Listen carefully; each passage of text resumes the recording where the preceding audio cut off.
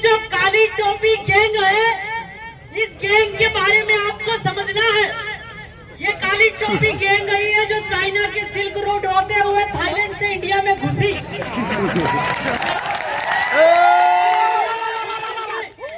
India में घुस करके पहले साउथ में ये कहते हैं कि दिल्ली हमारी राजधानी है, तब चीन से आक्रमण हुए। पहली राजधानी इन्होंने बंगाल में बनाई, उधर कलकत्ता में बनाई।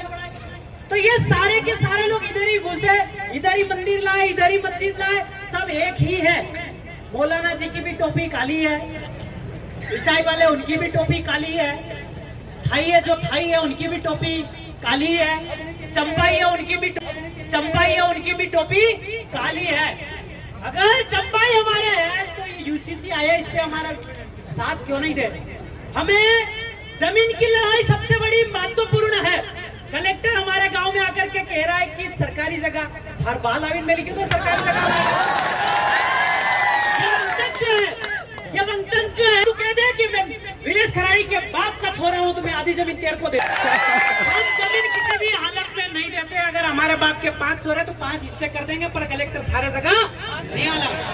एक बात कान खोल के सुन लेना चाहिए प्रशासन वाले, कलेक्टर, सबको, कि गांव से देश है, देश से गांव नहीं, गांव से इंडिया है, इंडिया से गांव नहीं। खराड़िया गांव में पगोरों पर ही जाते, अभी हम नसामी करें नवारदा तय तो शरणार्थी हो। तो हमें ये विशेषकर काली टोपी के बारे में समझना है, शरणार्थी के बारे में समझना है। ये धर्म वाली जो परिभाषा लेकर के आए हैं धर्मणी लोग, इनको भी समझना है, फिर इन पे काउंटर वार करना है। और जो स्टेज के पास है बांसवाड़ा में आपका एनटीपीसी स्टेज के पास में है, स्टेज के पास में एक बार न्यूक्लियर पावर प्लांट आ रहा है, उसमें 10 टू स्टेज के पास में है किलोमीटर में अगर वो रेडिएशन का असर पड़ेगा, दिन में अगर मछली खाई तो तपड़ के आप मर जाओगे। पर ऊपर नहीं वो लोग मीनू लगा रहे, ये हकीकत है। दरवाजे पे मीनू लगा दिया कि आपको दिन में ये सब्जी नहीं खानी। तो हम तो आजाद भारत में गुलाम है, कहाँ आजादी है आपकी? पहाड़ी पे। इसलिए हम कह रहे हैं कि जमीन किसी भी हालत में नहीं देना है। ऊपर है कलेक्टर के सरकारी जगह है तो उसको बोलना तेरा बाप लेके आ, दे देंगे। सबसे बड़ी बात तो ये अनुसूचित क्षेत्र है,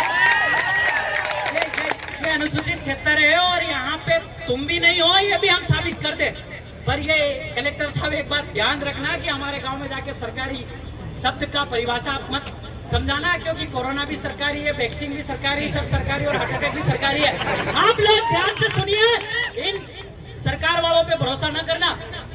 मछली मार के तालाब के पास में खा लेना, पर सरकार वालों पे भरोसा मत करना। योजना लेकर ये 1 नंबर के लोगों को मारने का प्लान बना रहे हैं, षड्यंत्र बना रहे हैं। ये लोग कृत्रिम बारिश करवा रहे हैं, आपकी बेमौसम बारिश हो रही है, लॉकडाउन लेकर के आएंगे, फिर कोरोना की बुआ लेकर के आएंगे और फिर मारने का प्लान है। जब अभी फसल पकेगी तो और बारिश करवा देंगे, परेशान करेंगे और कहेंगे कि नहीं आपको तो कंपनियों को जमीन दे दो, आप तो परेशान है। ये गुलाम बनाने की तकनीक है, आप सब लोगों को एक स्टडी कर लेना चाहिए। लास्ट बात है, दारू वाली बात गौरदादा ने कही। मेरे गांव में 3000 पब्लिक है, उसमें से 1500 लोग दारू पीते हैं। 1500, एक आदमी 200 का पीता है, मतलब 1500 इंटू 200 करो, 30,000 का दारू पी के मेरा गाँव मेरी पंचायत में 3 गांव है, मतलब 1 लाख का दारू पी के पूरे रतलाम में कम से कम 500 गांव है। 1-2 करोड़ की दारू पी के हम एक दिन में, अगर ऑक्सफोर्ड यूनिवर्सिटी हमारे क्षेत्र में खोल दे तो जज साहब पढ़ाने आ जाएंगे हमारे गांव में, है क्या नहीं? तो इसमें प्लान करो बैठ के और विस्तृत, समय की कमी है, विस्तृत चर्चा करेंगे। जोहार, जय बिरसा। कभी भी जमीन के बारे में आपको कलेक्टर को जमीन नहीं देनी है, वो कहते मैं तेरे बाप का छोरा हूं तो दे देना। जोहार।